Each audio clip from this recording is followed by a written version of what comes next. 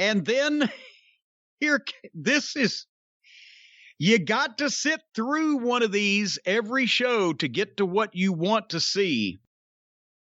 But this one, I know you loved it because you love the bizarre, the unhinged, the offbeat, the inexplicable. Brandi Rhodes was in the ring for an interview, and here comes Dan Lambert. Now, help me again. Brandi is a heel, and she's being a heel on purpose. She said, hello, Cleveland. They were in Chicago. Or Chicago, whatever. Same thing. She's being a heel on purpose. She knows the people hate her, and she probably knows why they hate her. I don't know whether it's registered with her that they're right or not, but she's not good at anything, and nobody wants to see her, and that's why they don't like her. So they have her out there being a heel on purpose, even though her husband, who is one of the executive vice presidents and is being booed out of the building at every stop on the tour, comes out and says he will specifically, I will not turn heel, which people then boo harder. So she's being a heel on purpose. He says he's not going to be a heel, but he's a bigger heel than she is. But then Dan Lambert, who is a heel, comes out to apparently, again, tell the truth about her and why people don't like her. For what purpose? She's acting like a heel on purpose, but then here comes the other heel to tell the truth about her in front of the people so that they will boo him and not believe the truth about her because it's him saying it? What? I don't. So here's the two most unlikable people in the whole company.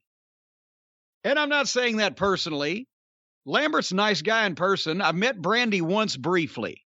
Can't say she was as warm as a puppy's belly to me, but she wasn't a bitch or anything. But they're on the air, they're the most unlikable people, not the hottest heels, not MJF level heel, but unlikable, we don't want to see you people. That's what they are on the television. So he starts knocking her and Cody by telling her the truth about their ego and why people don't want to see them. And I wrote, what is happening? Who are we supposed to root for? Or is this the point where the asteroid is supposed to hit from outer space and destroy all life on Earth when they're in the ring so that it would get a big pop? And Brandi's speaking, so the people start chanting, shut the fuck up. On the other channel, chicken shit gets bleeped. Here, shut the fuck up is entertaining the folks. What does this accomplish? The heel tells the truth about another heel while the people boo the second heel out of the building, not due to performance, but because they personally despise her and she's rotten. And Lambert's out there talking about heel and face turns, exposing the business terminology in these bizarro world segments where they're trying to do what they're talking about being a work for a shoot. He mentioned her last job was being turned face down, and she slapped him. And here comes Paige Van Zant. And boy, she's hotter than a daggum $2 pistol. She tackles Brandi, and within, what would you say, Brian? Was it 1.4 seconds or 1.6 seconds? Every girl on the roster in the locker room runs out to the ring. What? No, every babyface girl in the locker room. Not every girl in the locker room. We didn't see heels running out there. It was all the babyface girls. True, we didn't see no Jane Cargill. It was all the babyface girl. But 10 girls run out and pull them apart. And they pulled them apart for real. They couldn't get loose and nothing else happened. So just in case you're keeping track on your scorecard, last week, 5 grown men attempted the murder of CM Punk and Crickets. And this week, two chicks get in a cat fight and they send the SWAT team. Is that about what I saw? That, I guess, is what you saw. Well, that's what I saw. I don't know what to think about that segment. As soon as you saw Brandi in the ring, you kind of knew what was going to happen in terms of the reaction. She knew it. I mean, you saw it on her face, and she obviously gets off on this. She wants to do this heel stuff. It's attention, and that's what she's going for. I was so surprised that in the middle of this thing, I started feeling bad for Brandi.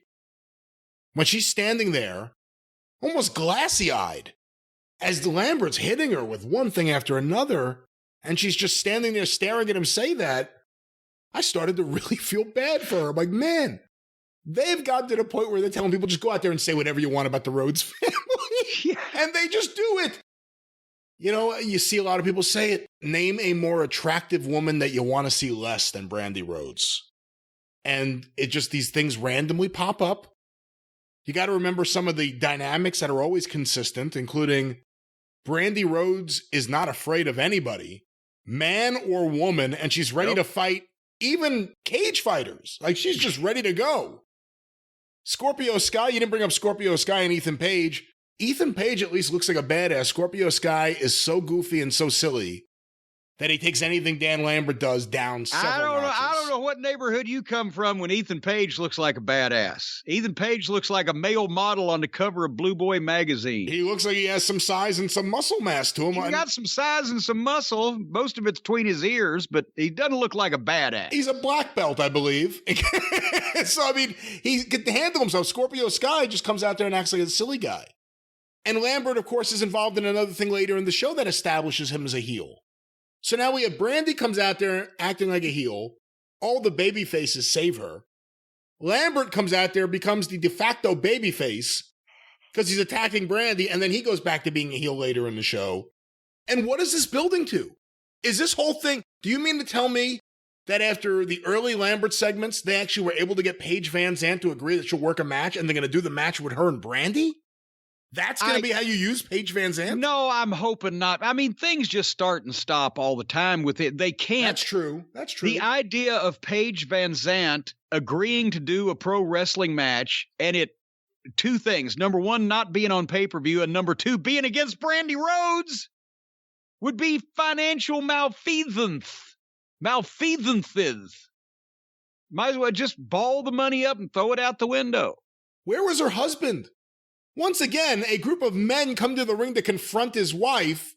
Cody's nowhere to be seen. Where's Cody? Here's another thing. Brandi slaps Dan Lambert. Lambert doesn't do shit about it because you're not supposed to touch women on television. Brian, wouldn't it be a natural response? Maybe not on TV, maybe not with witnesses. But wouldn't it be a natural response if a grown adult, whether they were man, woman, animal, vegetable, or mineral, slapped you in the face? Wouldn't it be a normal response to reach out and just grab that person around the goozle pipe? I'm not exactly sure what the natural reaction would be, but it begs the question, what exactly are they doing with Lambert and Brandi? Are they building up a match? Because they've had this intergender verbal feud where they've kind of, in some ways, it may be a real progressive program. They've gotten past the whole idea that men can't hit women. He's ready to hit her. She's ready to fight him. What is this? Again, that's what they did with Stephanie. They emasculated every guy on the roster in the WWE with Stephanie slapping him and talking down to him, and they couldn't do anything back. Although in real life it'd be different, but on TV they bury grown adult men, whether baby faces or heels, with these minute women just abusing them and verbally dressing them down and etc., and you don't get no comeback. Which is, then don't put them in that position. If the guy can't get retribution on the obnoxious female, don't let the obnoxious female get one over on the guy that can't get retribution. And when you say they're trying to do Stephanie McMahon, no, she's trying to do Stephanie McMahon. Well, yeah. Her and Cody came into this company wanting to be Triple H and Stephanie, and everyone knows that's true. Well, and now Triple H is home, laid up, and forgotten about. That's right. Stephanie's off giving speeches somewhere. So They have pretty much emulated Triple H and Stephanie. Should we move on? Once again, I'll just say I legitimately felt bad. At one point, they showed her face while Lambert was laying into her, and she looked like she could cry. And I actually did feel bad. And I know I'm the only one out there, but I felt bad for Brandi here. Well, but here's the thing. Maybe if her husband was there to support her, or even Dustin, but no one. If she had been wandering through the arena, minding her own business, and suddenly Lambert started saying all that shit, then I might feel slightly sorry for her. But since it was her choice to get in the ring and put herself in that position. Yeah, what was the whole point of it? I mean, beyond everything that we can't figure out the point of.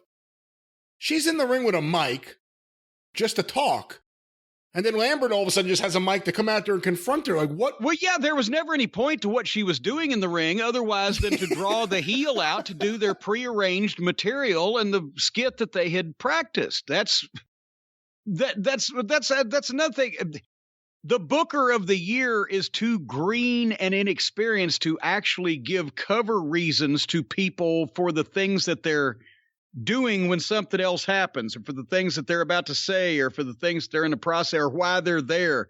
There's no simple but yet effective, legitimate cover reason so that when things go south and unplanned shit takes place, you know that this is a departure from what was supposed to happen.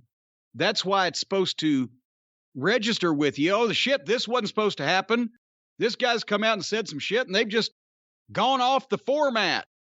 No, they just present it like, okay, for no reason, this person is in the ring to say the other person's name, say the other person's waiting to come out instantly, and they have a performance they've practiced and they're going to give it. That's the way it comes off, because there's no depth or layer to any of this shit. It's just, okay, now this segment, all this shit's going to happen. We're going to cover this here. It's like Tony has the OCD. We all know that, because he's a figures and a statistics nut, like I am, about some figures and statistics. Just his was football or whatever. But at the same time, he's green. He's a complete rookie. He's total novice, and he's inexperienced. So he thinks that each segment should contain everything that you need to know about that match or angle or what's coming up. Everything is contained in that.